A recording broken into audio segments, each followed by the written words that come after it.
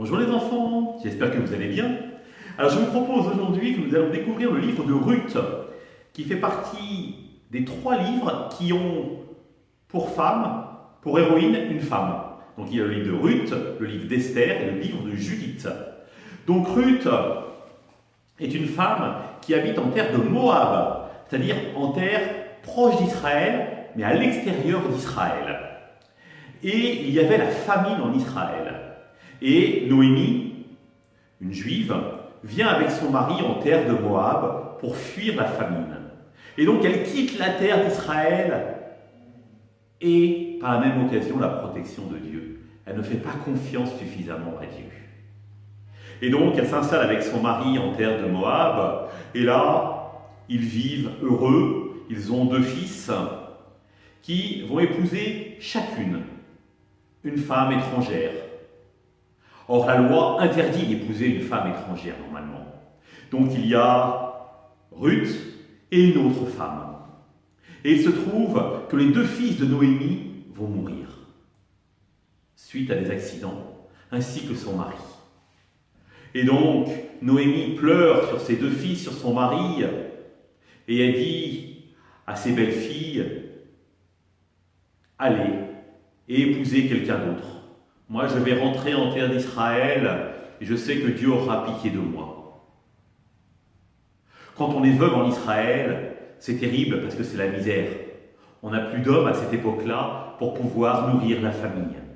Il n'y a pas de solidarité entre les gens.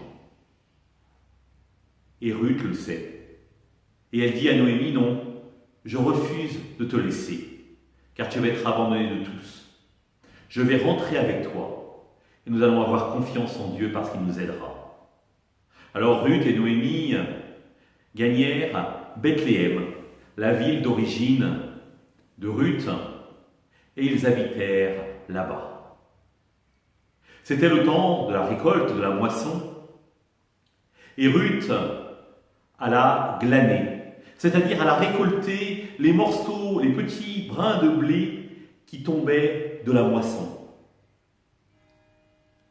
Et Noémie lui avait dit, « Va chez Bose, il est membre de notre famille et il te laissera faire. » Et Bose voyait cette étrangère courageuse et disait à ceux qui moissonnaient, « Laissez tomber les gerbes de blé pour que la moisson soit pour elle abondante. » Et donc le soir, Ruth revient voir Noémie avec un plein panier de blé, pour montrer combien la récolte avait été excellente, et Ruth de dire « Regarde combien Dieu nous a comblés. » Et Noémie de dire « Mais tu sais que Bose est notre parenté.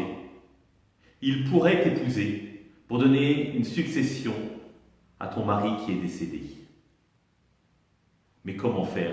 Comment se faire aimer d'un homme qui est riche, elle qui était pauvre, elle qui était une étrangère? Alors, le lendemain, elle continua à ramasser les épis, à glaner le blé. Et le soir, au lieu de rentrer voir Noémie, sa belle-mère, elle vit Bose qui dormait près de la montagne de blé qu'il avait pour la surveiller. Et elle s'endormit à ses côtés. Pendant la nuit, Bose se réveilla et vit cette femme. Il la réveilla et lui dit « Mais que me veux-tu » Et elle lui dit « Je suis de ta lignée, de ta parenté.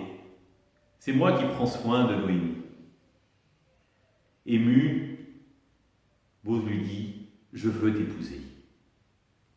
Je veux me marier avec toi. » Alors il alla voir les anciens de Bethléem pour leur dire « Voilà, j'ai décidé d'épouser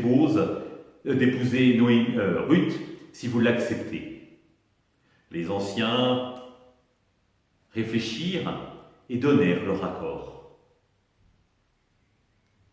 Ruth, l'étrangère, la Moabite, épousa Bose. Ils eurent un enfant qui s'appela Jobed. Jobed fut le grand-père du roi David. voyez les enfants, les histoires de princes et de princesses, ça existe aussi dans la Bible, à condition de savoir aimer le Dieu d'Israël et à condition de savoir aimer les autres. À demain les enfants!